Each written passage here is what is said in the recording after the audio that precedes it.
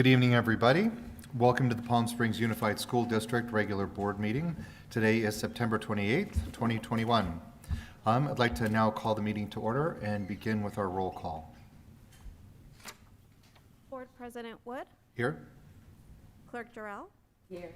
Member Cornett, Here. Member Espericueta, Here. and Member Girardi. Here. Thank you. Now, Member Jarrell will lead us in the Pledge of Allegiance. Please stand. Place your right hand on your heart. Ready, begin. I pledge allegiance to the flag of the United States of America and to the republic for which it stands, one nation, under God, indivisible, with liberty and justice for all. Thank you. And tonight, the mission statement will be read by Member Girardi. Thank you. All members of Palm Springs Unified School District are united in our commitment to equity. We create deep, meaningful learning opportunities, build professionalism, and engage parents and community to ensure success for all students. All students graduate with the skills, capacities, and confidence needed to succeed in a rapidly changing world. Thank you. Okay, and now the report of closed session action items. Clerk Jarrell, are there any closed session action items to report? There are none to report. Thank you. And now the approval of the agenda. Can I get a motion to approve the agenda? I'll move. And a second, please. Second. All those in favor? Aye. Aye. Motion passes. And now, this evening, we're going to have special recognition. The governing board wishes to recognize the 2021-2022 student board members and administer the oath of office. And I turn it over to Dr. Sweezy. Thank you. So before we introduce the student board members in the room, we'd like to show a short video, a video that was created by two of our student interns from Cathedral City High School. So big appreciation to our two student interns. And now we will go ahead and start the video.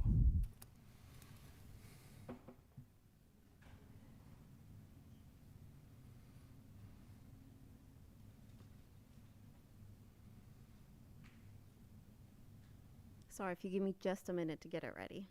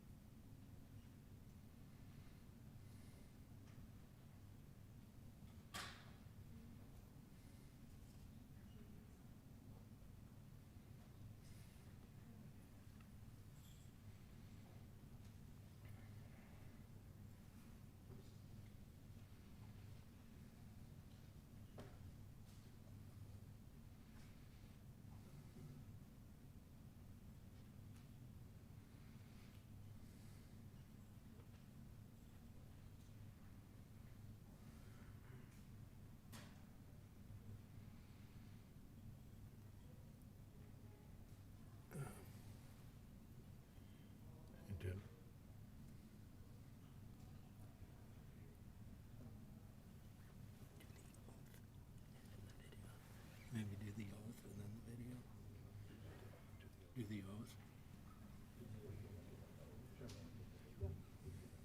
So why don't we go ahead and start with the oath of office while we continue to work on the short introduction video. And this evening, board member Cornett is going to administer the oath. Do you want to say your name as they come and invite them up? Would you like me to read their names? Sure. Okay, I'll get that. I'd like to, if we could, call up Sophia Gonzalez from Cathedral City High School.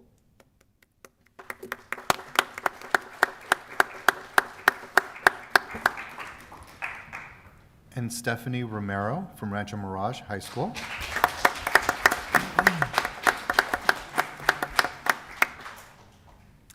And Kiona Corona from Palm Springs High School.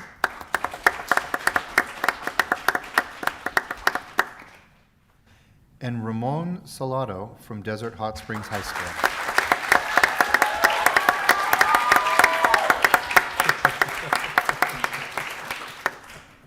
Okay, and I'm going to administer the oath of office. I see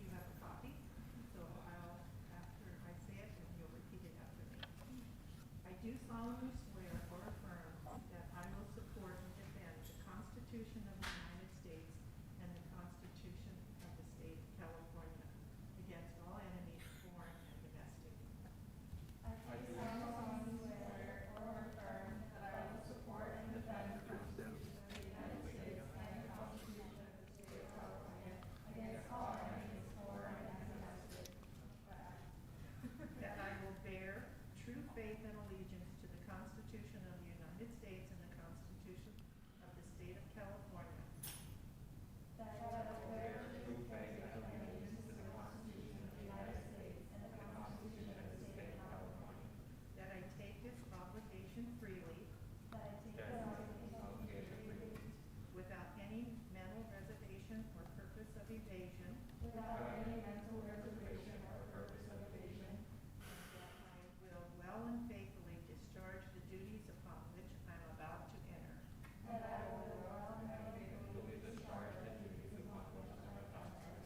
Congratulations.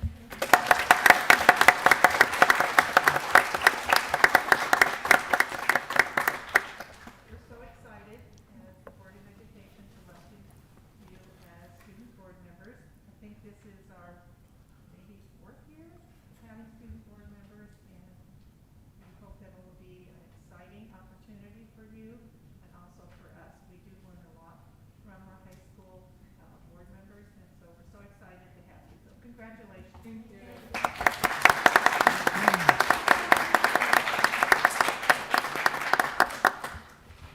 Let's put these papers down.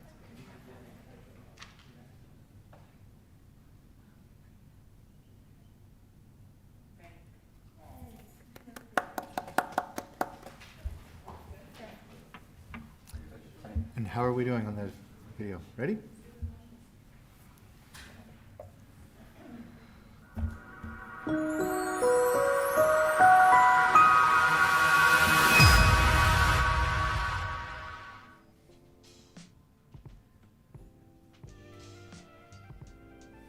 Hello, my name is Dr. Velasquez, and I am the Activities Director here at Desert Hot Springs High School. This is my 14th year in education. I just have nothing but incredible things to say about Ramon. One only has to speak with him to recognize his drive, his motivation, and just this grit and eagerness to make us as a whole better and unified. He is the best example of Desert Hot Springs High School to represent us here and at the board meetings. Hi, my name is Ramon Solado. I really hope to engage all the different student voices from different groups and activities across campus. I find that over quarantine, we really lost that sense of community that we once had, and I really hope to re-inspire that sense of just unity that we lost. And this is done really through the groundwork that our students set up and our peers, community members, faculty. In addition to that, some goals that I have for this year are really just getting back into the swing of things and making this year back more smooth for all of our students.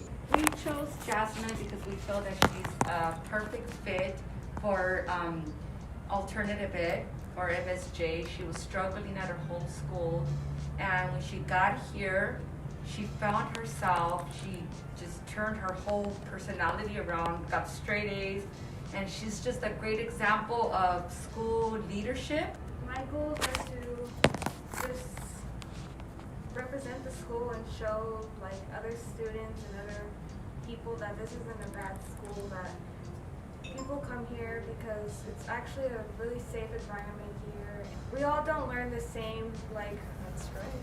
There's, at other schools, there's like a bigger environment. Some kids don't learn like that.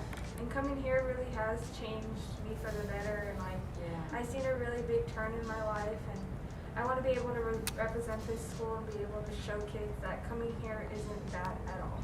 Our students, student body selected Sophia as the Board of Education student representative this year. I had some conversations with our executive board from last year, and some of the reasons they selected Sophia is her democratic and caring leadership style.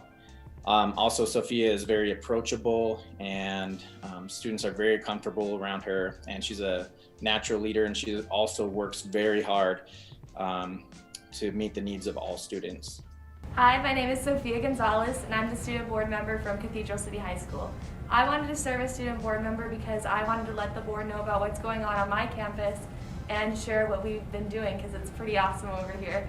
And my goal as a student board member is to do exactly that and to make sure that everyone is aware of all the wonderful things happening at Cathedral City High School. Ultimately, the students selected Kiona Corona as our representative from Palm Springs High School. She represents all that's good about Palm Springs High School. She's hardworking, she's athletic, she's intelligent, and she's goal-oriented. She does a great job with incorporating students' beliefs and students' opinions into her decision-making process. But at the end of the day, she's confident enough in her own self to make the tough decisions. She's a great student, a great leader, and somebody that not just I myself, but our students here at Palm Springs High School have all highly recommended.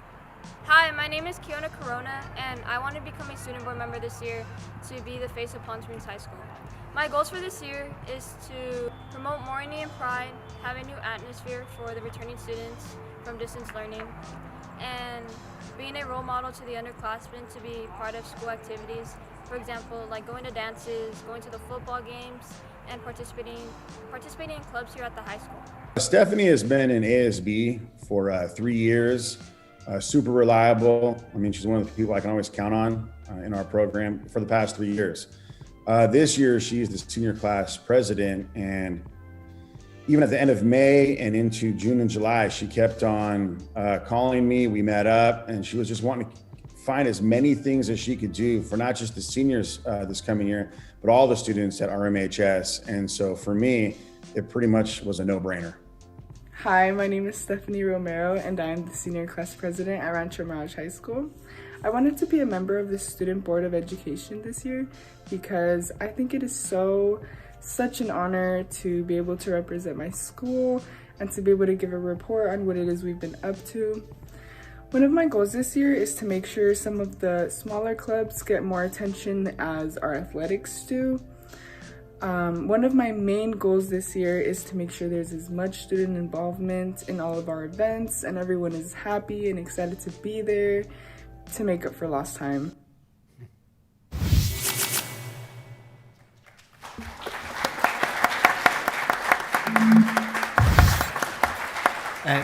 And before we conclude, I just want to give all the new student board members a congratulations once again, and give you the opportunity to introduce any friends or family members you have here with you tonight, and say anything if you'd like to say a few words. Why don't we just start at the top of the list again? Sophia, anybody you'd like to thank or? Sure, you can.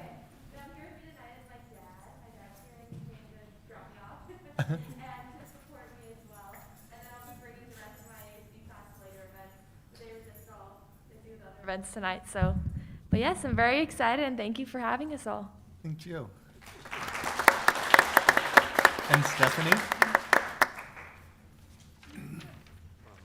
Hi, my name is Stephanie. I have my parents here, my mom and my dad, and my little brother. I also have my very close friend since sophomore year, Damian Aguirre. And I would love to thank my ASB advisor. I really look up to him. And thank you everyone for coming.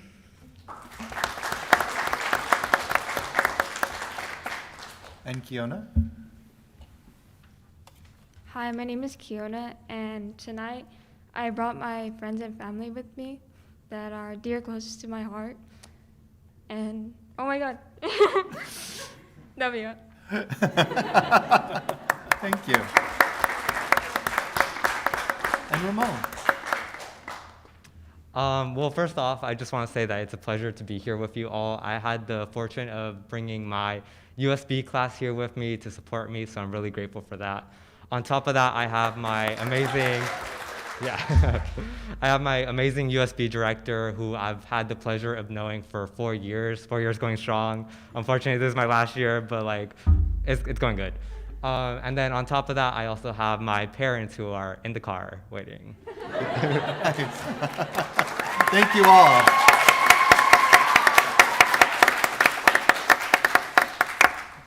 Thank you all, and congratulations again. Okay, before we go on to the next presentation, if you were here with our student board members, and that's the only reason you were here, and you'd like to take a brief moment to exit, you can, so you don't have to sit through the rest of the meeting. And then we'll get started in just a second. Thank you all for coming.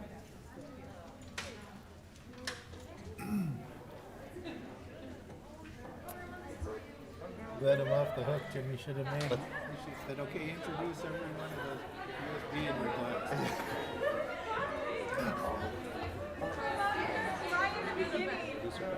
I know.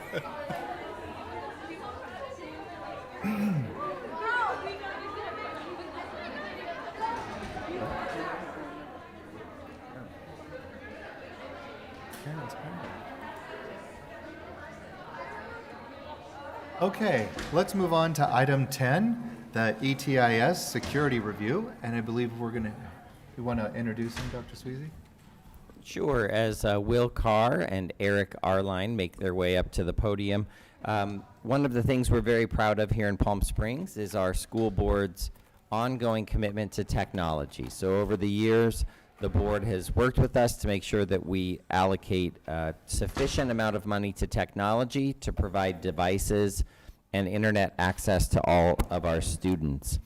One of the things that we might not think about when we're assigning devices and making sure that kids have access to the internet is the security of our district network and all of those devices. And so tonight, at the board's request, we have invited our director of ETIS, and that's Will Carr, and Mr. Eric Arlein, who is one of the amazing engineers in the technology department who works on safety and security for our district network. So I'm going to turn it over to them for their presentation. Thank you.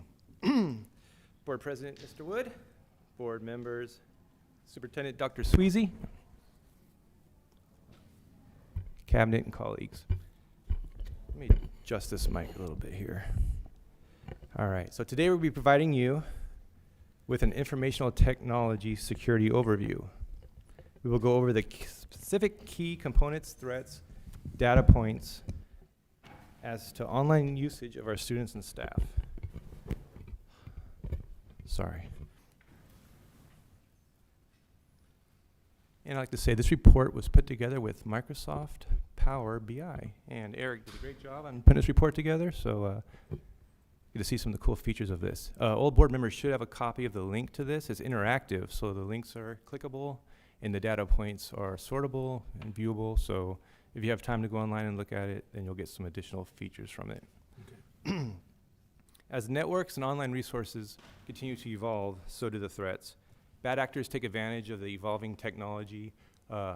They go after weaknesses in school districts due to constant changing, evolving technologies and the fact that it's hard to stay up to date on cybersecurity threats. To combat these issues, we have deployed various layers of applications and security technologies to mitigate it and to kind of, just give us a leg up on the constant evolving issues that surround cyber security as well as informational security. At PSUSD, we can constantly scale and evolve our network security layers. And I say layers because our network security has multiple appliances and technologies that mitigate these threats. These list of technologies are some of those layers, and I'd like to point out three specific ones to you right now.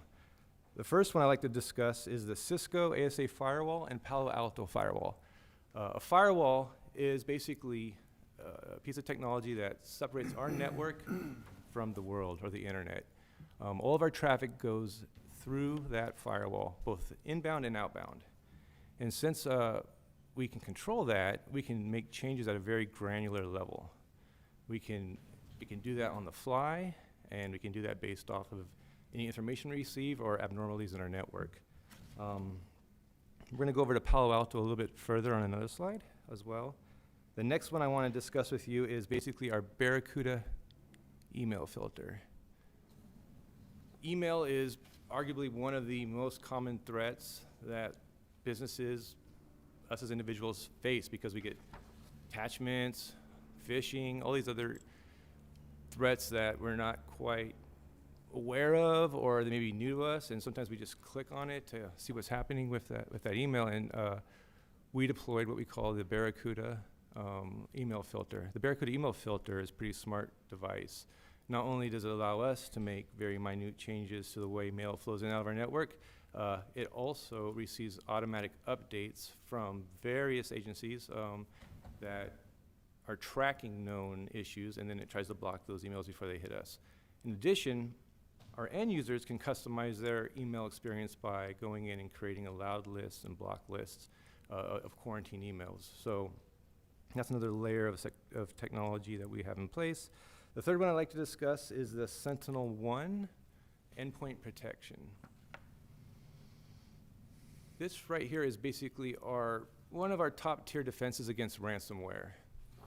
The Sentinel one sits on our servers and laptops and uses an AI technology that basically looks for abnormal activities on the computer, as well as key specific codes. If it detects a code or abnormal operation, it'll isolate that and remove it. If for somehow the code gets executed on the computer, Sentinel-1 team will help us remove that encryption or that ransomware, and if they can't get the data back for us, they will pay us a $1 million insurance fee for every computer that they can't fix. Really good company, really sure of the technology, and we're going to go over that slide a little bit further as well. I know the paper handout looks a little bit different than this one. Can you guys see it okay on the little screen? I know it's small. I mentioned earlier the Palo Alto. And this is a great slide here. Our Palo Alto Next Gen Firewall is constantly blocking threats. Most of them are automatically being blocked. Some of them we have to also block as well. Below here is a snippet of all the threats that we've had last year. We had 787,000 attacks against our network. This map here shows all the different countries those attacks originated from. And so, anyone guess what the country that hosted the most attacks against PSUSD was? No way to really guess, but I tell you what, it is something that I didn't realize at first until we saw the full data, but it is Germany. Germany had roughly almost 500,000 of those attacks came from Germany, meaning that originated in Germany. So this is a pretty sobering screen right here. Not only are we saying we have devices that protect us from bad actors, we can show you what is being protected in real-time data. Some of these are hackers trying to penetrate into our network. Other things are scanning. Some are trying to get codes submitted in. How does this all work? Palo Alto works with multiple government agencies that are constantly scanning what these hacker groups are doing, getting their code, and applying fixes that automatically get sent to this box. Pretty cool. And we have more data. Like, we can go into this a little bit further at a different time, but we can show you what type of threats are happening, the times they're happening. That's a big number right there. Well, have we ever had any of those attacks come through? As of now, no. As of that, we know of none. Mm-hmm. We have multiple layers. So I mentioned the ASA. We didn't really go into too much detail, but that's another hardened firewall that we have. So if something would possibly get through the Palo Alto, which could be, there's big companies that get hacked all the time, right? If it can get through that, it has to hit our ASA. And if it after it hits our ASA, it still has to go through a few other layers before it gets to our network. Some of the technology now with the AI allows our tools to see weird patterns, and then it can actually shut down networks. So if it doesn't know something is a bad like a hack attempt, it will actually shut down that connection and err on the side of safety. And yeah, and if we ever had our data either through us or through a vendor or anything like that, have we ever lost control of any of our data? Have we ever had an issue with any of that? As to our data here at the district, our data is secured. Vendors can't touch our data. Students, staff can't truly touch it directly. Third-party vendors that either work with the district, like the state, CASP, most of our curriculum has access to certain type of demographic data as well as student names and rosters. If their data gets compromised, they're supposed to alert to us, and then we can then investigate that.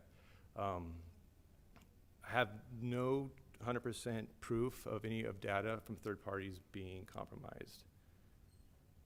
But if there is some, and if it gets reported to me, then I'll research it. I'll do whatever it takes. I can work with local authority as well, and or with the vendor itself. Right. And so, just to be clear, have we ever had an incident where something like that happened, where you had to go out and work on that? I've never had to go do a data recovery or data discovery. I've had to harden. I know what you're talking about. I had to harden networks or make recommendations as to what they should do, but I never had to find out if somebody took something from them. intellectual property Why or. why don't you just describe what happened so that everybody knows what we're talking about? I should probably do a little more research on this further, but I believe that what you're referring to is Digicom, and I believe they had an internal issue with their team, and some of the folks that took care of their home network, and I say home network because of the size of it and the equipment they're using, decided to leave or were fired. No, I don't know for sure. And because of that, I was asked to come in and take a look at what they should do moving forward as to like job description, as well as what kind of network they should have to support the, their future with the school districts. When I met with them, there was no discussion as to somebody stealing or compromising or using any data. Could happen, but I don't know if that ever happened. And nobody's ever told me prior to the day that there was any issues or that that's ever happened. But I can easily investigate that and research it. Sure. So then there was no way for anybody to get into their system. Like everything was. I would say their everything system fine. was very home system. Like for example, if I knew where you lived, and I could drive over to your house, I could probably get onto your wireless network in a matter of seconds, and then I could see anything that's potentially on your computer unless you've hardened it. So there's always that, like I said, we could be hacked, and we have a good $500,000 worth of technology keeping people out. So a home setup, it would have a higher likelihood that somebody could, if that data is valuable. Yep. Usually, most likely in situations like that, I would just say that usually a bad actor inside would then probably compromise the data intentionally. Right. And I would have to research that as well. And I could research that to a certain level to see what happened and if data was taken and what data was taken, if I have access. Yeah, and we can ask you to do that, Will, to look into a little bit deeper, I think, what President Wood's talking about. But just to be clear before you go on, no outside home network has access to our network or has access to our data within the network. No, not even big vendor, not even Renaissance or the state. We force them to use what we call an FTP, where we give them scrub data, sometimes anonymized data, and then they then have to work with our purchasing department as to what's called an AB 1584, which then states their network equipment, what they have in place, and what they do in case there's a breach. Okay. Mike, do you have more information about sort of what actually happened? Because my understanding is that there was the opportunity, because there was a database being built that had our student data as well as some teacher data. Is that correct, Will? If I recall, yeah, I'd like to look at it a little bit closer so I don't say something wrong. I'm on camera, but I would assume from what when we're working, and this is assuming right now, please, working with Digicom over the years, they would index student projects, like they'd make a video, right? And then who made that video, what school were they at, what teacher did that student learn from, what training did that teacher get. So I'm assuming they would have that type of data, but I could find out relatively quick. And I can go back too, because we help them print out certificates during the big festivals, and so I can look at what that data was specifically. I just can't remember right now. Perfect. Okay, thank you. Yeah, thanks, Will. I think we'll have a conversation about looking at what that data was and whether it's their data, our data, the definition there. But I appreciate the question, President Wood, and very relevant to security, definitely. yeah. I just have a question. There's a myth, or maybe of students who say, yes, I know the back door how to change my grade in my classroom, teacher's grade book. So just to be sure, that's just a myth. The easiest way for a student to change their grade is study harder. No, I would say if a teacher walks away from their computer and then student runs up real quick, that would probably be the most common way they would be able to access it. If they somehow stole the teacher's Synergy account password and Active Directory account password, then they could potentially access it. We could then see that somebody was modifying grades from a different location. Plus, our whole system has complete logging. So if a grade is changed and something seems weird, we'll see exactly when that grade was changed, from the computer it was changed at, and the time, and then usually they can put together kind of a history of possibly who did what, when, where. I have no reports that they're doing that, but of course, we've all seen Ferris Bueller's Day Off, and that'd be the ultimate thing to do. Thank you. Okay, speaking of email, all right, let me get it back on page. So we receive a lot of email here at PSUSD. And emails, like I said, are one of the most common security threats that businesses have, because you're getting these emails in, and sometimes it could look like it's from somebody that it's really not.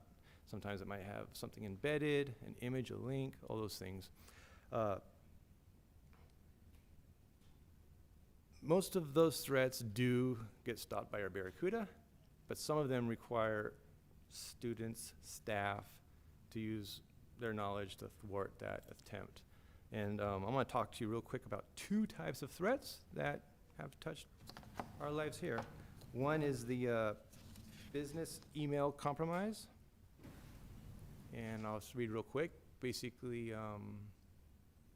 BEC is, am I in the right spot? Yep. So BEC is when somebody tries to act like there's somebody from within the company to get somebody to do something for them, usually trying to defraud it.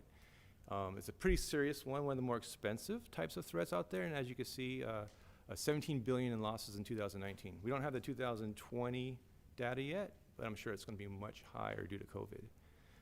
So example is I get an email from, say, Dr. Sweezy, and I don't closely look at the email. It might be a weird email address, but it says Mike Sweezy. He says, Will, can you quickly send me some money or get me an iTunes card or something? And I do it.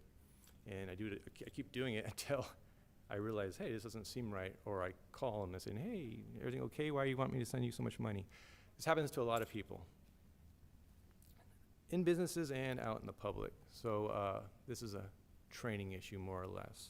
Hard to stop those through tools because it's a valid email address. And usually they're only targeting a very specific business or a specific person. So it's a training issue.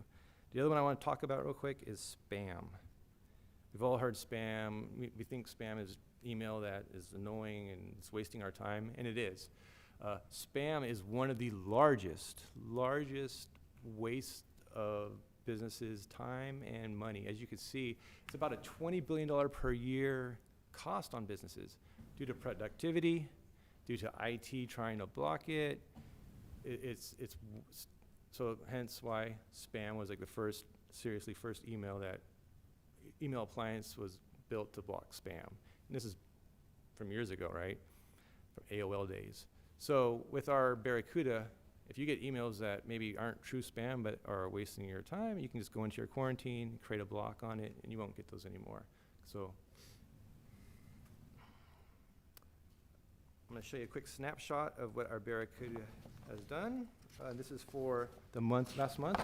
You'll see that the district received 2.3 million emails. Of that, 1.5 million were allowed in as good emails. 752,000 were spam or malicious, and those were instantly dropped. End user doesn't get to see it, don't get to interact with it. 4.2 thousand, so 4,000 of them were quarantined. Possibly spam, not for sure, because it doesn't have all the triggers. Then the end user can go into their quarantine box and decide if it is spam or not. And I like to say that our staff and still our board members still forward spam to spam@psusd.us. Good job. And so it's a never-ending battle. The bad guys get really smart about not sending out too many of them at once, so systems have a hard time of detecting them. Student safety. We use GoGuardian. GoGuardian does multiple levels of security, from alerting to filtering to monitoring. We have other layers as well that we use on our network. You may have heard Gaggle, Content Keeper. But GoGuardian also gives us some cool analytics as to what kids are actually doing. So this data here is more of a positive, not like a scary, what the bad guys are trying to do to us, but more of a positive, what our students are doing. And as you can see, top sites right there. Out of these 40, most all of these are educational related. I'll scroll down real quick and you'll see it move, and I'll go back to the top. But Google Classroom, Clever, Google Docs, Google Mail, Parent View, Imagine Learning. These are the top sites that our students are hitting. And so all of these sites are outside of our network. They're making connections either from home or from within the district, and which kind of adds to the context. But 15 million visits in the month of various sites. Mostly all of them are educational. So that's kind of positive.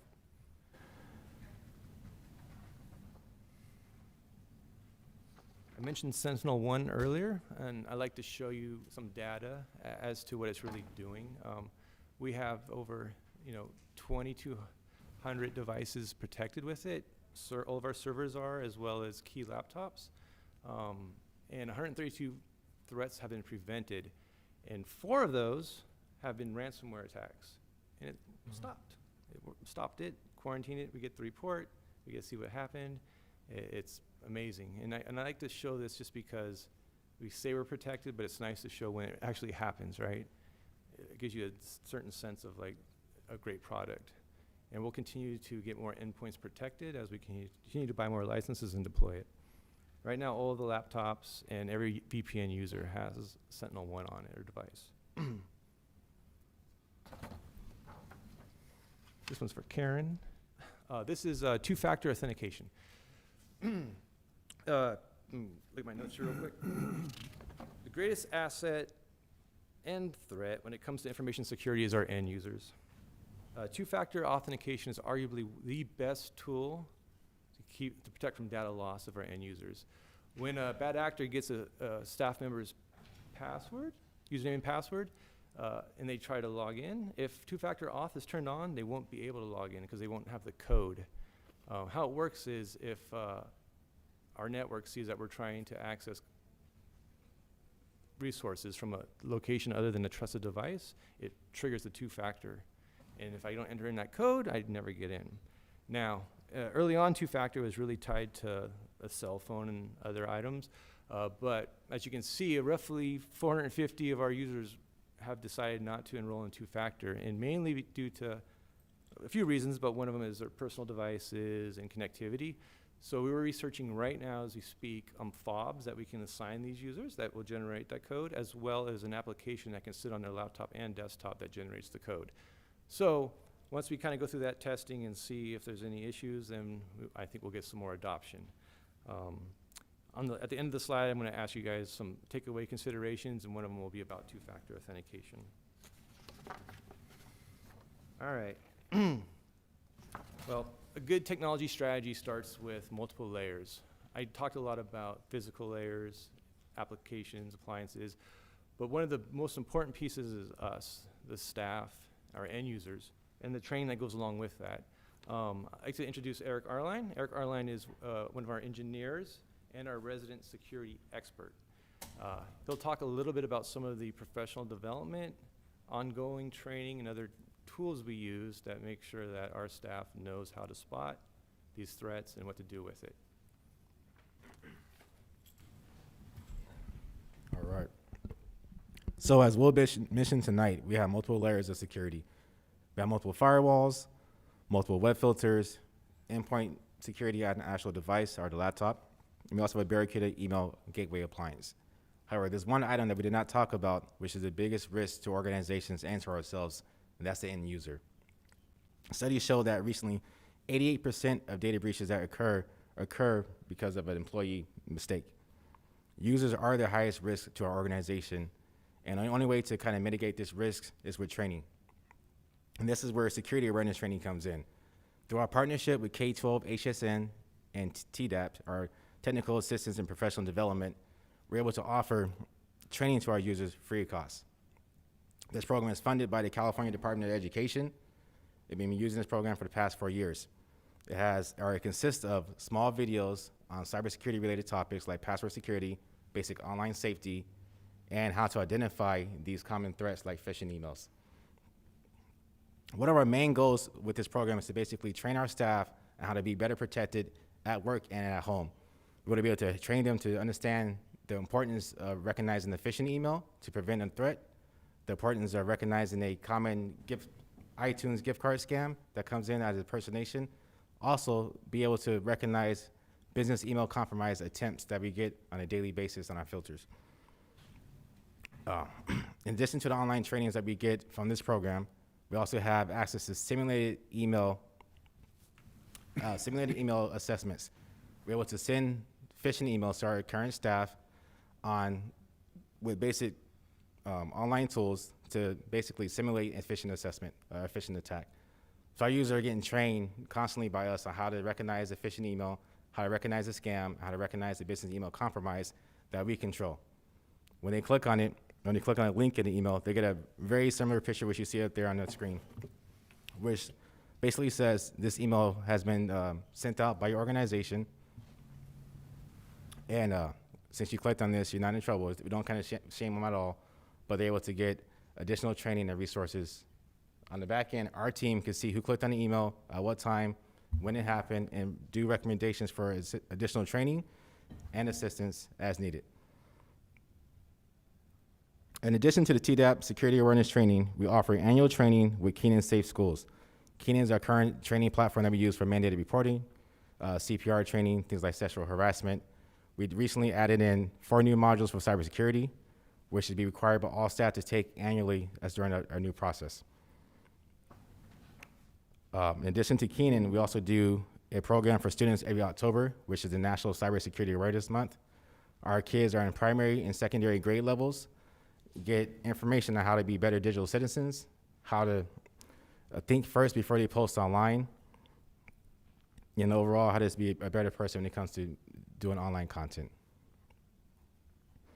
As you can see, security awareness training is a very important factor in keeping the organization safe, and we've been lucky and fortunate enough to have these resources to us provided by the California Department of Education and our team.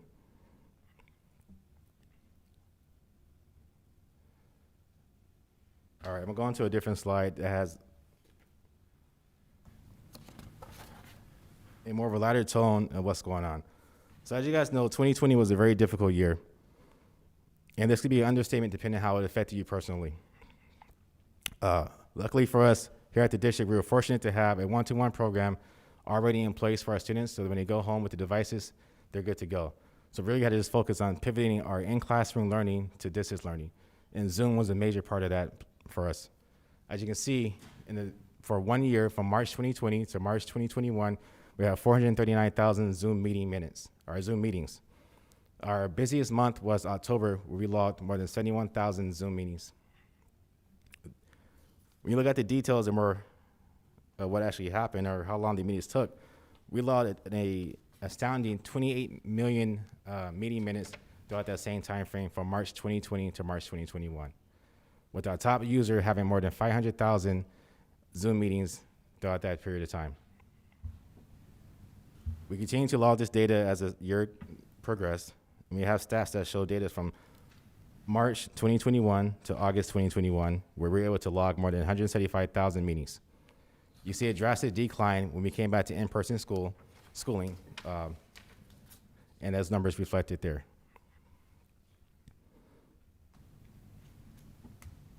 Our busiest month during this time period from March 2021 to August 2021 was 67,000 meetings in the month of May. Our top user during this time frame logged close to 200,000 meeting minutes.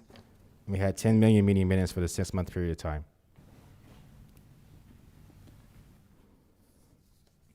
Just like many organizations, PSUSD needed to support remote workers in the year 2020.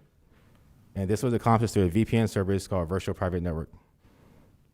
This allowed our staff and essential workers to log into our environment securely to access stuff like our financial system and Galaxy, which is provided by Riverside County of Education, and other business critical resources to keep our business running. HR also used Galaxy to do new hires for administrators and teachers. And so does payroll and fiscal.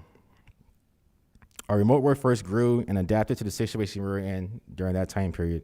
And we logged an astounding 35,000 remote connections into our environment for workers who are at home are doing staggered work schedules. Out of those 35,000 connections, we had 146 unique users, which is a pretty small amount for the amount of hours they put in.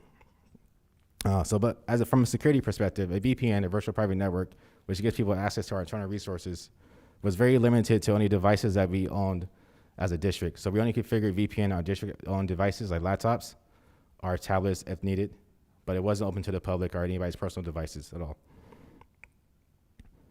This allowed us to prevent unauthorized access and allow ETS to limit the accounts and the connections coming back into our environment.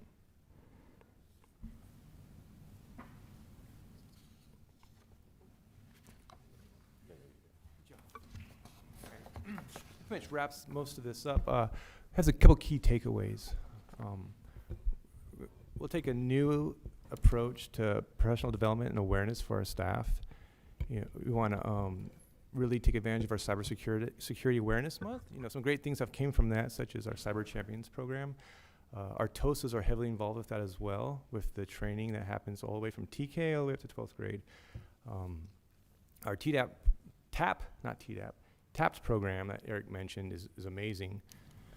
Most everybody in here has received emails, and you'll forward it to me and go, "This is a spam, nice try, Will, ha ha ha."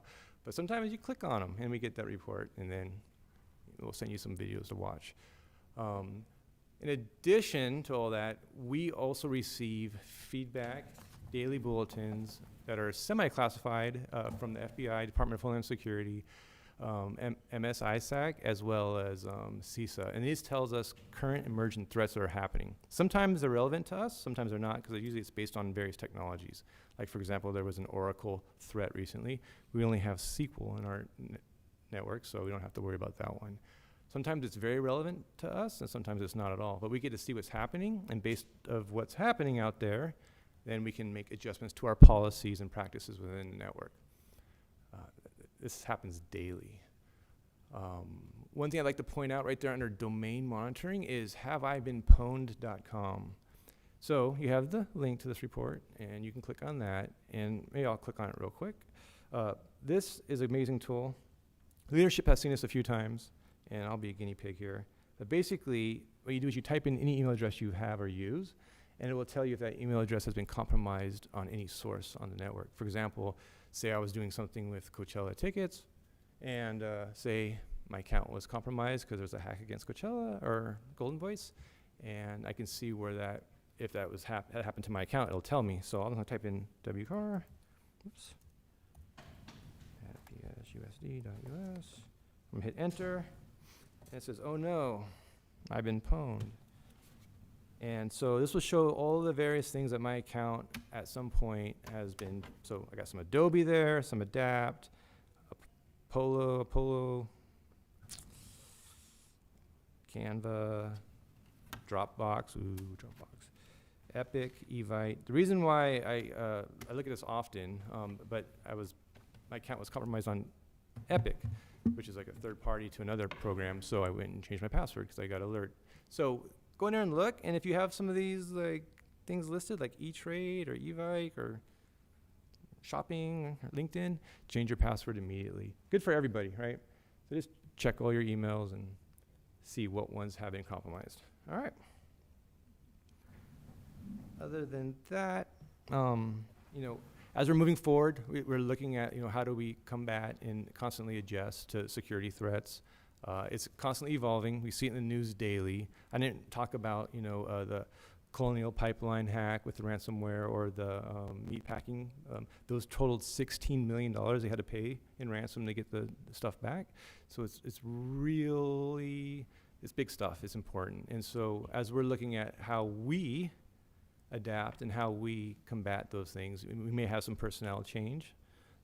Even new positions may be needed, who knows, but I'm going to work closely with Dr. Gavatz and Dr. Sweezy on identifying those needs.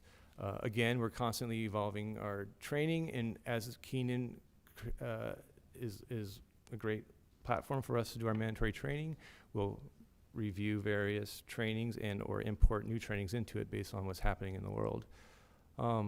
One thing I would like to ask for to consider is, maybe this upcoming fiscal year, we can look at maybe making two-factor a mandate because of the risk factor that we have. We deal with 1 to 2 compromised accounts every week or 2 weeks. And so we're going in, we're forcing password changes, we're contacting that user and letting them know. And we find out because all of a sudden they're sending out trying to send out multiple emails to our system. We're getting alerted. They stay in the queue. They don't go out, but sometimes they do go out. And sometimes you get emails from what looks like the real will.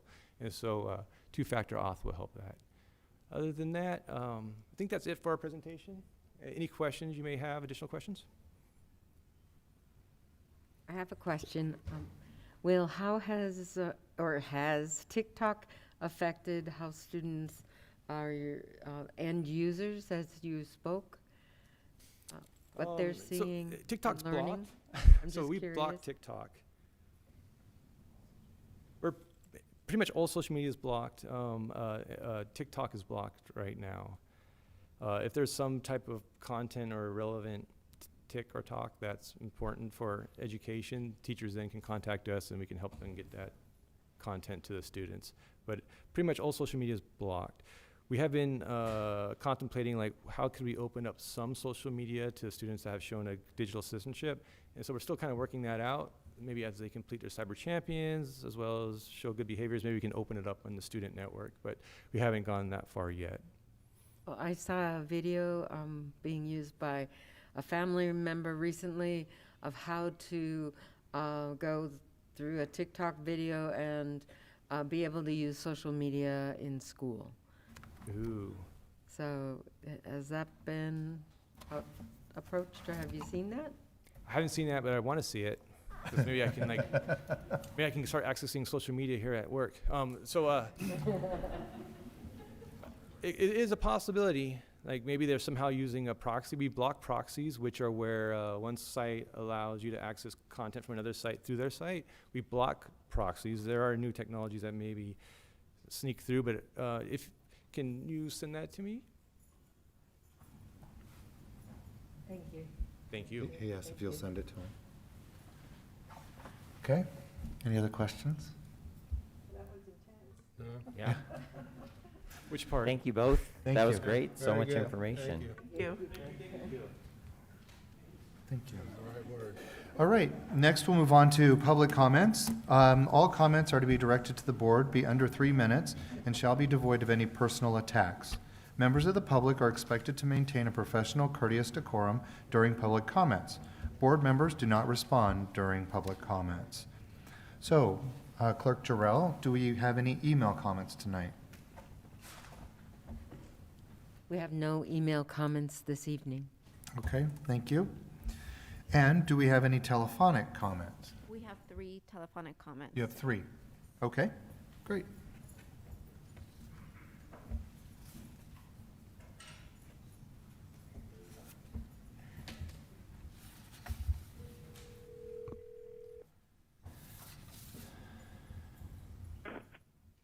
Hello?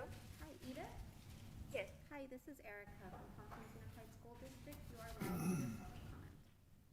Oh, thank you so much. Good afternoon, everybody. Thank you so much for allowing me to speak. My name is Edith Duran. This would be the 3rd time that I am speaking in regards to the removal of the SROs from school campuses. I am here again to ask questions.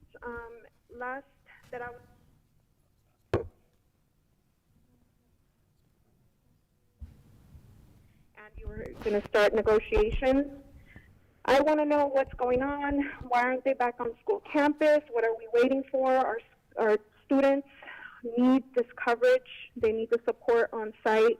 I don't know how well informed the board members are in regards to what's happening in the schools and around the school districts, not just our district, but all over the place. There's fights in schools every other day. There's fights at football, games every other day. There's issues on the school buses. I mean, it's happening. Whether you see it and it's in front of you or not, it's happening. And, sending our kids to school without our officers being present does present a danger to them. Now, the last time that I was there on the 24th, I did, hear the opposing comments from a supposed educator that was opposed to the SROs, and her justification was one isolated incident. She was not speaking for the entire populations of other students that need this assistance, and I don't think that's fair. Just like there's bad, cops or whatever, and they overstep their boundaries, there's bad teachers, and that opens up another topic for discussion, which is video cameras on school campuses. We need to hold everybody accountable. The cops at least have body cameras. Nobody is watching the teachers. So that's for another meeting. I will bring that up, but yes, let's put that on the table as well. Cameras on campus. I also heard. Excuse me, Speaker, you have 1 minute. And unfortunately, thank you.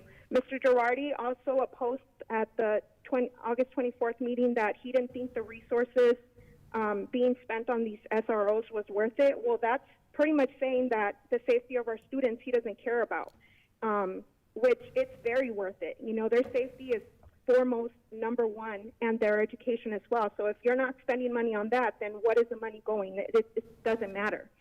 I don't know if you guys are aware, but at the Pájaro School District, there was a murder of a 17-year-old student. That board also removed the SROs in 2020, and guess what? A family is suffering due to that decision. A 17-year-old was murdered this year, and guess what? That district is bringing back the SROs, and they're adding cameras. They're adding other stuff. Closing comment, to prevent please. Violence. So we need we need the SROs to come back as soon as possible. We cannot wait any longer. The resources being spent on them is worth it, but what is not worth it is the resources going to school math. Your time is up. Thank you. Have a good night.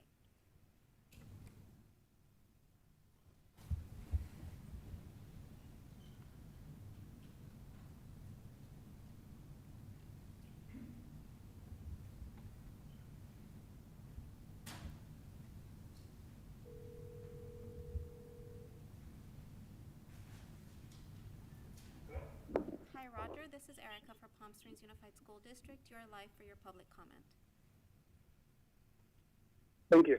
Well, thank you very much for taking in consideration my opinion. I just feel like one suggestion, if I may. I know in regards to the football team, I know some of the kids have been working hard for the last few years.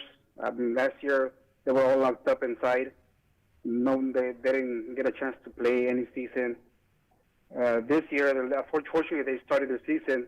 They're all hyped up. They want to play, but in regards to being tested for COVID, in case somebody gets a positive test, the whole team loses the chance of keep playing for the whole season, I guess, because I know I found out that they get like 2 weeks, they got to stay home or quarantine. So that pretty much they loses 2 games of their season. So I don't think it's fair. Like the school district has to be more concerned of the emotional health of the students. They go to school, they go to classroom, they get in contact with people there too. So I don't see why if the football team has to suffer a little bit of loss if somebody gets tested positive. So I just feel like you gotta take in consideration all these kids that are working hard and they want to get their energy out there. They're just doing something positive for their community, for their people, for their family. So I just wish you guys can take in consideration of just instead of being tested every week, just let them play. I mean, they're kids. We've all been kids at one point, and we know that that's something that's good for them. So they're doing exercise. They're out there working hard instead of being just at home. So they're doing something positive. So I don't know if you guys have control of that, but I wish you could do something about it instead of being tested every week. And in case somebody becomes positive, just don't do any tests at all. I don't know if that's possible or not, but that's just my opinion on what's going right now. 1 minute, right now. please. Because I do think the kids. Thank you. Because I do think the kids have to have some physical activity instead of just being at home. Most of the kids, they go to school because they have a dream. They have a goal in their life. And maybe one of those is to be a famous football player or become somebody important. And if they lose 2 games because somebody tested positive, that loses their chances of some of the seniors not even playing. So that's what I gotta say. And instead of being tested every week, not test every week, and just let them play, let them have fun. Thank you. Thank you. Have a good night. Thank you.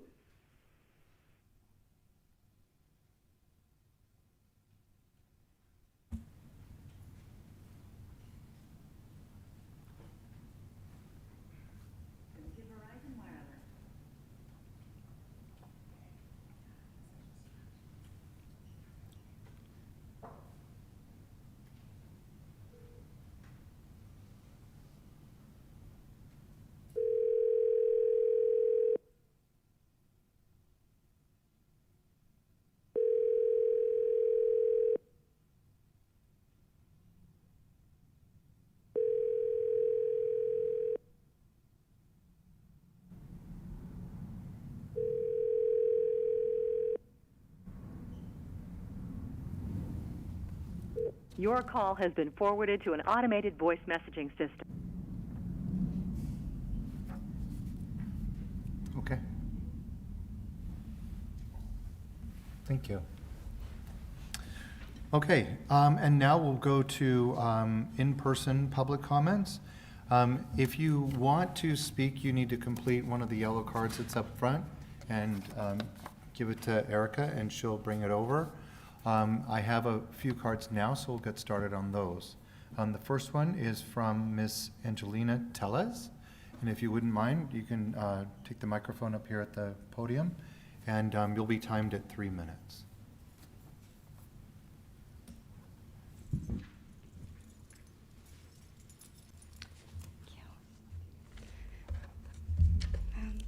Good evening, board members. Thank you for allowing me this opportunity this evening. I'm going to be speaking this evening on the student athlete COVID testing monitoring for that. I'm a parent that is against the weekly mandated COVID testing for students who are not symptomatic for COVID. School has been in session for about 8 weeks now, and my children in particular are athletes for Palm Springs High School, and they participate in sports. It is something that is a release for them that they enjoy greatly. They did do sports all throughout the pandemic, which it was a short season for them. There was no testing there. Not one student that participated in football came down with the illness, nor did we hear of any students that contracted COVID during that time. I find it interesting that now that we are 8 weeks into school, that now they want to mandate weekly COVID testing for athletes only. I believe that it is an overreach and an abuse of power by those who govern our public affairs to mandate any student athlete to submit to weekly testing in order to play in public school sports. Furthermore, if a student decides to exercise his or her free will to choose not to test, then they will not be able to participate in their sport is wrong and unfair.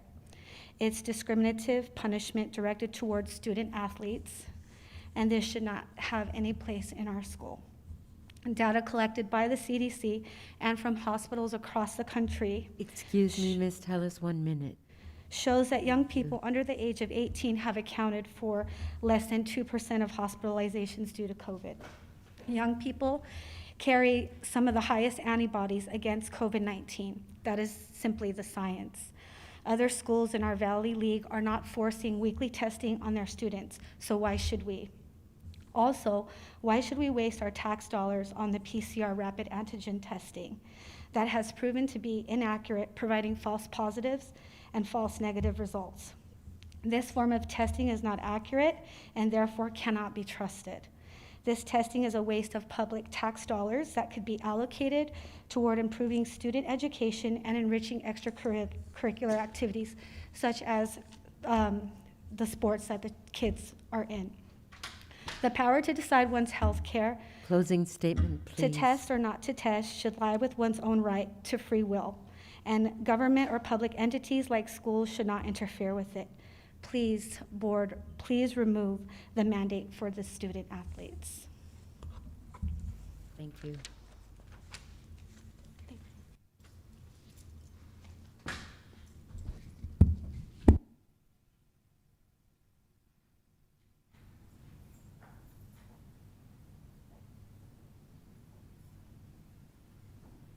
Thank you.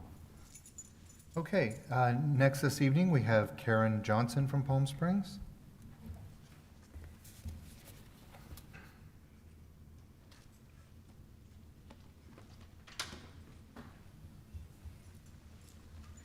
Hello, how are you folks this afternoon, evening? It's getting late. It has been a long year already. I feel like it's late October and we're still only at the end of September. I hope you're all doing well. I'm very excited. Yesterday, our teams met for our first day of bargaining. I heard they had some great conversations about what could potentially be going forward, and I look forward to a very successful negotiation season. Thank you. Thank you.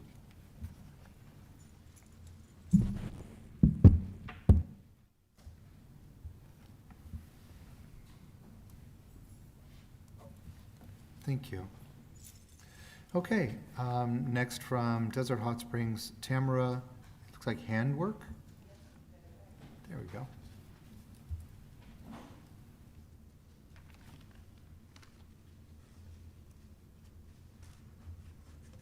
Good evening, board and everybody attending tonight. I am a parent of a first grade, first-time student, and he also has cystic fibrosis, so he cannot currently attend in-person school.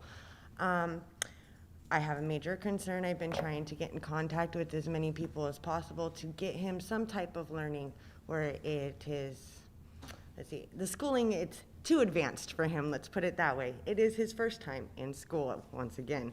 So I've done everything I possibly could to teach him everything that, kindness, loving, compassion, the things that we can, but ABCs and 1, 2, 3s are not something that mom and dad are doing a very good job at.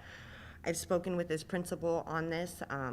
I've gotten a couple different attendance situations going on with his attendance because I'm not going to set my child up for failure. So I have not made him do the online class because we are currently looking into home to hospital or some type of private school, paying for a tutor, something to be able to get him some sort of help.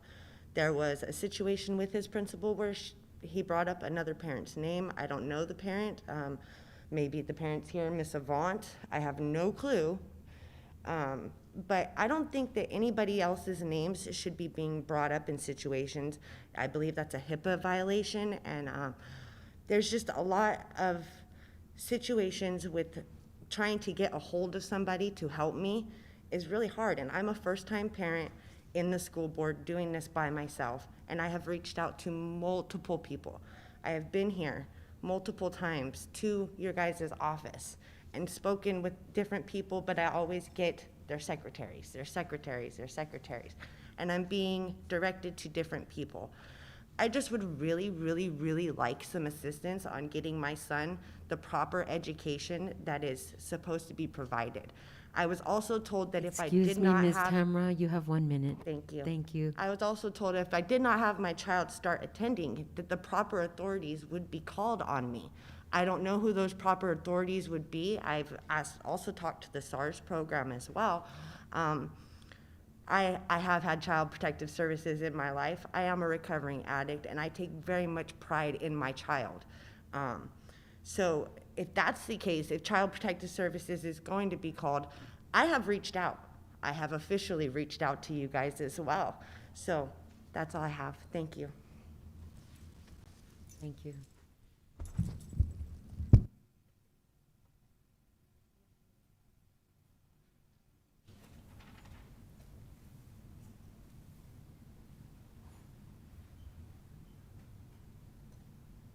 Thank you.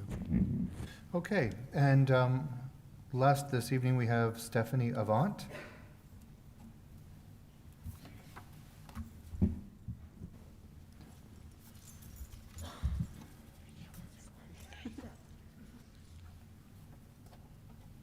Hi, my name is Stephanie Vivanco Avant. I'm a mother of 4, and I have 3 in your district. I've been with this district now 4 years, and yes, my kids have been bullied on campus. But that's not the biggest problem. This year alone, this district suffers from a lot of changes that are going to be the downfall, and it is starting here in this district office. I'm not going to take names and call them out one by one, but it starts at the leader at the top here in this district. His office is here in this very room right upstairs. I have reached out to him. I have been bullied. I have been desecrated. I have been threatened by district members. I have been denied access. According to California State Education Department, I could find any and all board members' contact information on every California public school web homepage. That is not the truth. What we get as parents, and you could check on all Facebook and Instagram sites, multiple parents have contacted the one and only email and phone number provided, which is Erica Barragon. And when you call her, she asks you a couple of questions. Who are you? Who are your kids? First, last name and grade, and school. And the only way she's sending an email to any of you district members is if she approves it. And it's going through her to you guys. I got Timothy Woods, which I hope is the right email address, from somebody else that actually works in this district, because they know the crap that I'm dealing with. They know that I'm being bullied. They know my family's being discriminated against. They know that there's multiple Excuse me. education code violations. Stephanie, you have 1 minute. Thank you, ma'am. And they also feel bad. I have been told by multiple people from special ed, because I'm also a mom of a 5th grade autism child.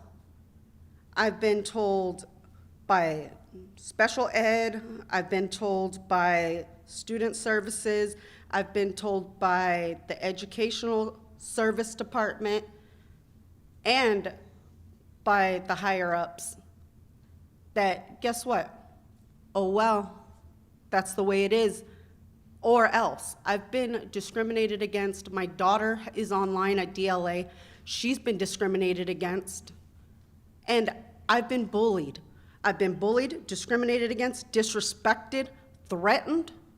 And I'm here for the last time, because the last time I was here, I faced the utmost retaliation and discrimination. Any closing statement, please? So I'm asking for your guys' professional integrity on this board to help and reach out, to make this situation in this district go from being unprofessional with 0 integrity to something that this district used to stand for.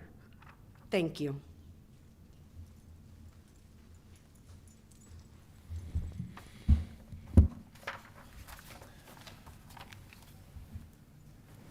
Okay, let's move on now to board member comments. Do we have any comments from our board members? Thank you.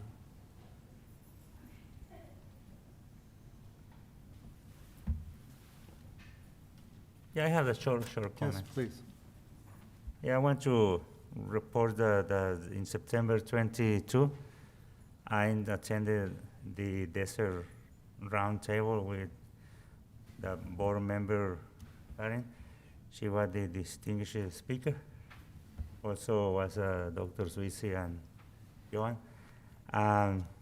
This was the first time that I attended to this roundtable, and I was impressed with Karen how she gave the update of the school district, very comprehensive update, and also for me it was a good opportunity to know community member that is very active in the community, and thank you, and now we're still attending presentation like that one. Thank you. Thank you. Other comments? I just want to say that the board is going out and talking to different community groups And so I was the distinguished presenter, thank you, Distinguished. at the Desert Roundtable. So that was a very nice event to attend, so I appreciated that. Also, just a big thank you out to our students and parents and staff and community for their continued support for Palm Springs Unified School District's in-person learning. And as always, we always welcome input from our parents, students, staff, and community. So thank you tonight for the people who came and gave their public comments. Thank you. Thank you. Others? Thank you, Karen. Your comments reflected my feelings entirely. I'd just like to address the public commenter that feels that I don't take the safety of our students very seriously. Nothing could be further from the truth. It's unfortunate you have that perception of me, because nothing could be further from the truth. I wouldn't have spent the last 7 years of my life doing this if I didn't really care about the success and safety of our students. And I want to make sure, as a board member, I have to be a public guardian that this district is using their resources as wisely as we can to make sure your children are safe. That's where I'm coming from. So it's not that I don't care about their safety, it's that I care about them very much. And just to let you know, we're pretty close to finalizing contracts with the different entities that we're involved with, the cities and the county, to bring the resource officers back. And we've got a very good evaluation plan for this year to make sure they're doing what they're supposed to be doing, that they are of value to our school district, and we are using our resources wisely. So anyways, thank you. That's all I got.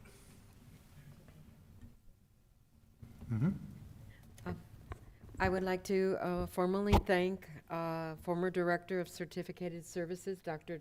Denise Ellis, who has since been promoted to Coachella Valley Unified School District. We thank her for her great devotion to our students, to our schools, to our teachers, to substitute certification, recruitment, reflective coaches, induction, and human resources, has mastered a mentor. And you've done a great job, and we're excited to have her in Coachella. Thank you for sharing her. And she does have big shoes to fill. I don't know if that has been talked about before. I also want to welcome our new teachers. We're hiring more teachers, new substitutes, and you're in the most wonderful, world-class, professional place you could ever choose to start your career. Welcome, and don't leave. Just stay with it. And if it doesn't fit, try a different shoe. Try a different school, a different position, and you will find your place in the sun. And that's under the sun of Palm Springs Unified School District.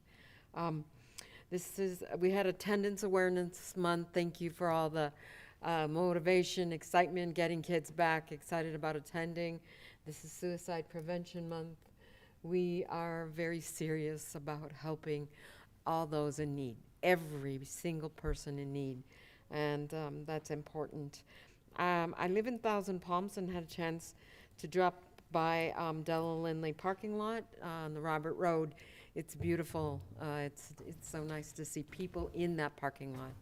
And welcome back to all the community across the Coachella Valley in our district.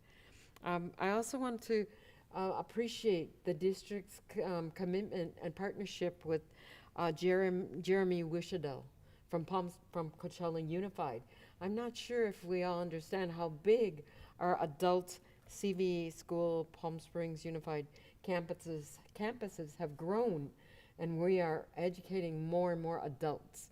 And that is because we've opened the border here across the valley and the highway, and Jeremy Wishadell is a miracle to have with us here in partnership with Coachella. So thank you again. Thank you. And now we'll move on to Superintendent's report. Thank you, President Wood. I just have a few items to update this evening that do touch on some of the comments made by some of our public speakers. I'll start first with our public health update. We've seen a very slight decrease in the case rate from when I last reported It is currently at 24.5 out of 100,000. At our highest point, we were in excess of 34 out of 100,000, and so we're moving in the right direction. However, we do still maintain at the moderate spread level as a state and as a county, and the public health is reporting that there's been some increase of demand for hospital beds throughout Riverside County, so people are unfortunately needing some medical care related to COVID. We have had a few positive cases reported at school sites, but our rates remain low, and across the district, they're at their lowest point since school opened. We know that the work that all of our teachers and all of our classified staff and all of our students and parents have to do to stay safe is exhausting. We know that. It's exhausting for us, and it's exhausting for you as well. But the good news is, it is worth it. It is worth it because all of these precautions continue to keep us safe and continue to keep our schools open. And we're constantly monitoring public health guidance and trends. We have had some outbreaks of COVID related to athletics at the high school level. So we looked at that very closely. We also looked at the California Department of Public Health, and they recommend that testing be used for athletes in communities where there is a moderate or higher spread, and that is certainly the case for us here in Palm Springs and throughout Riverside County. So in response to that, we are instituting athletic testing for the safety of all of our students and for all of our staff. While the testing, I do want to emphasize, is voluntary, it is also required. So if you want to participate in this extracurricular activity, you do need to participate in testing. We've also allowed our students to do their own tests, and again, our health department has worked to make sure that that's safe for everyone. We're also continuing to do vaccination verification across the entire district with all of our staff, including all of us, board members as well. And each employee will verify that they've been vaccinated, or they will begin to do weekly regular testing. And so that will be happening across our whole district. We have free COVID testing locations at every single school site in the district. We have it here at the district office as well, and those are open 5 days a week and are available to any student, any family, and of course, any employee. So if you're a parent of a student here and there's concern about COVID, please contact your school. You can be tested at the school site or tested here at the district office. To just give a very brief school resource officer update, as Mr. Girardi stated, that is moving forward very steadily. In fact, tomorrow night, Cathedral City's City Council meeting will be looking at the revised MOU. And then on September 30th, which would then be on Thursday night, Palm Springs City Council will be looking at the MOU. Riverside County Sheriff's Department has a very different contract process, and so that is not working the same way with city councils. And Desert Hot Springs also is moving forward, and we expect it to be coming forward to us very soon. Our plan is to bring those forward at our next board meeting, including the metrics, again, as Mr. Girardi mentioned, about how the program will be evaluated. I also do just want to take a moment to talk about the bus incident that we had with our high school students on Friday, September 17th. One of our school district first student buses was involved in a bus accident with students returning from a football game. And I bring this up this evening just really to say that I really want to commend the employees both of the district but also a first student who really helped ensure that the accident wasn't much worse, and the first student staff assisted, and district staff assisted at the scene of the accident late into the evening on Friday night to make sure that all of our students could get home safely. So many students, again, were impacted, but they're now safe, thanks to the intervention both of the district and the First Student staff. I'd like to just mention a few of the people really who went above and beyond. Bob Spinuzza, who is our Director of Transportation, Amanda Hicks, a safety manager from First Student, Christina Vargas, the dispatcher, Domingo Velasco, the lead mechanic, Debbie McElroy, a bus driver, Crystal Salazar, also a bus driver, Jeanette Thurman, a bus driver for First Student, and finally, Donice Doty, a bus driver for First Student.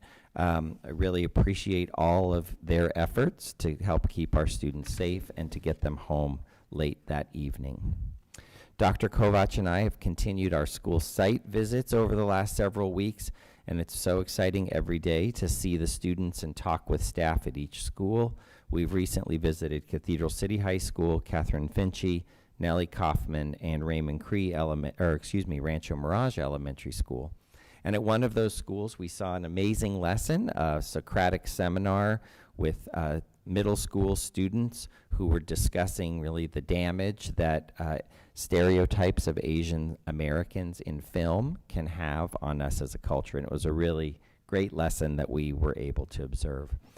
And then finally, this evening, just some exciting news to share. Congressman Raul Ruiz tomorrow will be wearing a Cathedral City High School baseball jersey in the annual congressional baseball game in Washington, D.C. So we're very proud that he chose to represent one of our Palm Springs Unified schools during the congressional baseball game tomorrow. That's it this evening. Thank you. That's fantastic. All right, let's now move on to board action items. 14A is the approval of expulsion case 2021-2022-001, recommendation and findings of fact and conclusions of law, OE-11. Can I get a motion to approve the recommendation of the expulsion case? Move for approval? And may I get a second, please? I'll second. All those in favor? Aye. Motion passes. 14B, approval of rejection of claim number 2021-2022-01, Jane Doe Z.J. versus PSUSD, OE-7. Can I get a motion to approve, please? I made the motion to move. Thank you. In a second? Second. Thank you. All those in favor? Aye. Aye. Thank you. Motion passes. 14C, approval of authorized signatures, OE-6. Can I get a motion to approve, please? I'll move it. Thank you. In a second? Second. All those in favor? Aye. Aye. Aye. Motion passes. 14D, approval of assignment, monitoring, and review for the 2021-2022 school year, OE 4.4. Can I get a motion to approve, please? I'll move. And a second, please? Second. Thank you. All those in favor? Aye. Aye. Thank you. Motion passes.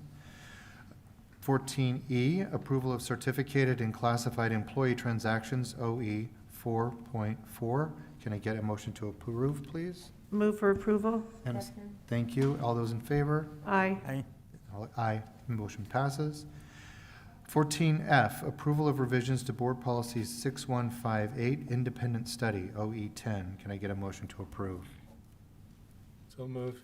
And a second, please. Second. Thank you. All those in favor? Aye.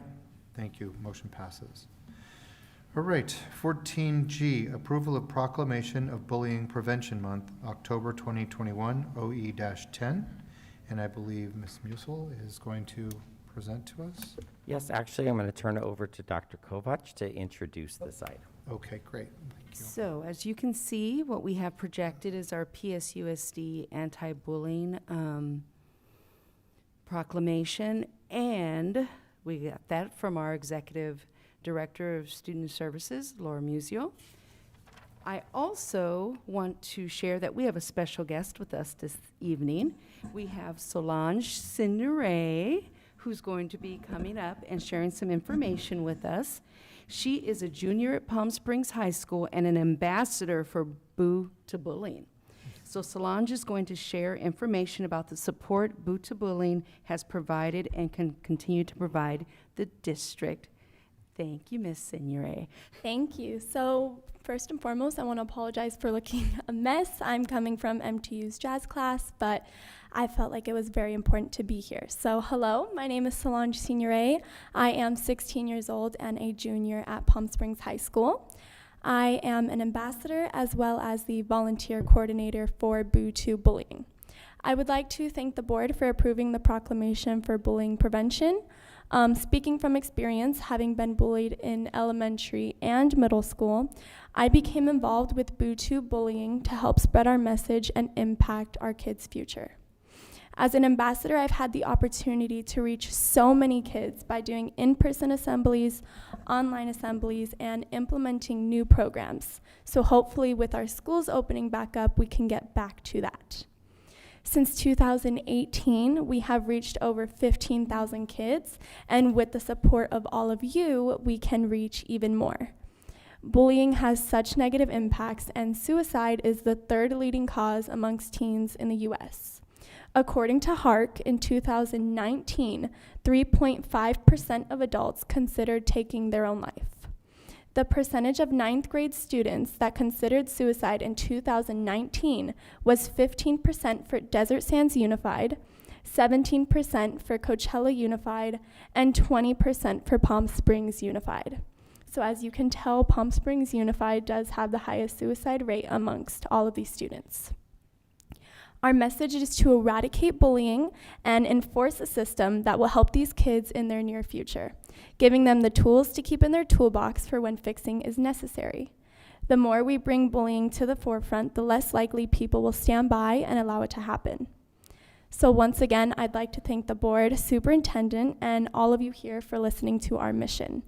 By the way, October 30th, we are having our first fundraiser in over 2 years. The Boo Ball is a Halloween-themed event happening at the Air Museum. So if any of you are interested in more information or attending, our president and founder of Boo to Bullying, Dimitri Halkidis, is here and would be happy to answer any of your guys' questions. Thank you guys and have a wonderful rest of your night. Thank you.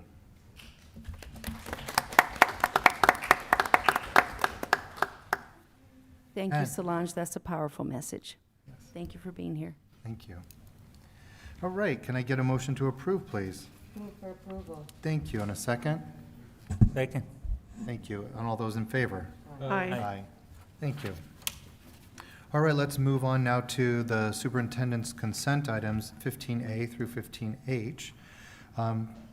15A is the approval of architectural firm selection per the RFQ number 2022-01, Architectural Services OE 6.2. And I believe Dr. Murray is going to help us with this. Yes. Every 5 years, we submit an RFQ, which is a request for quotes, or qualifications, rather, to architects for them to submit their qualifications for our review. And so this is that 5-year window. We had 25 respondents, of which we've chosen 6 to form a pool of architects that we will work with on all of our capital projects. Great, thank you. Are there any questions, process, et cetera? Okay. Okay, then may I get a motion to approve superintendent consent items 15A through 15H? So moved. Thank you, and a second? Second. Thank you, and all those in favor? Aye. Aye. Motion passes, thank you. All right, board consent items. 16A, can I get a motion to approve the board meeting minutes for September 14th, 2021? I'll move that. Thank you, and a second? Second. All those in favor? Aye. Aye. Motion passes. Suggestions for future agendas? I don't have a suggestion for a future agenda, but when we did the superintendent's parent advisory council, one of the major themes was the traffic around some of the schools. It might be too soon, but if we can get an update in the future. Absolutely. Yep, Okay. we can do that. Thanks. Okay. Any other future agenda items? I don't know if it's an agenda item, but I think a while back we were interested in knowing what was going on with our equity work, our plans, our coordinator. Even if it's in the Friday report, that would be Okay, great. Definitely. Yep, thank you. Thank you.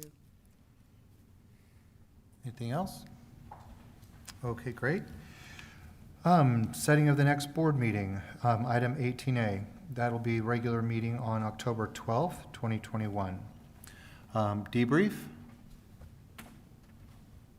And, pardon? Good meeting. Nice, I agree. And now adjournment. Can we get a motion to adjourn? Move for adjournment? Second, please. Second. Thank you. All those in favor? Aye. Aye. Oh, seriously? Motion A lot passes. of information in this.